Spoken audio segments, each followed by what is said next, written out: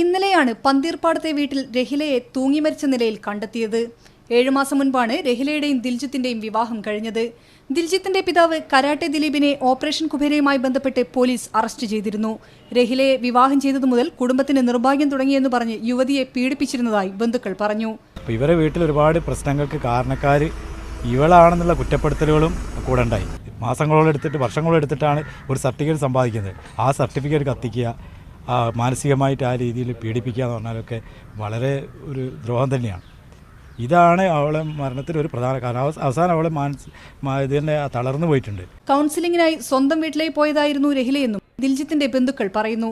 ഈ കുട്ടി സാധാരണത്തിൽ നിന്ന് വ്യത്യസ്തമായ സ്വഭാവ രീതികളും പെരുമാറ്റങ്ങളും നടത്തുന്നത് കൊണ്ട് ഇവരുടെ മനസ്സിൻ്റെ ഉള്ളിൽ എന്ത് കിടക്കുന്നതെന്ന് അറിയാനും അവർക്ക് അതിന് വേണ്ട മാർഗനിർദ്ദേശങ്ങൾ കൊടുക്കാൻ കഴിയുമെന്ന് കൗൺസിലിംഗിനെ കൊണ്ട് കേൾക്കുന്നതിനെ കൊണ്ട് അതുകൊണ്ടാണ് ഞാൻ പറഞ്ഞത് അങ്ങനെ പോകണമെന്ന്. ദിൽജിത്തിനെയും മാതാവിനെയും പ്രതി ചേർത്ത് കുന്നമംഗലം പോലീസ് അന്വേഷണം ആരംഭിച്ചു. മീഡിയ 1 കോഴിക്കോട്.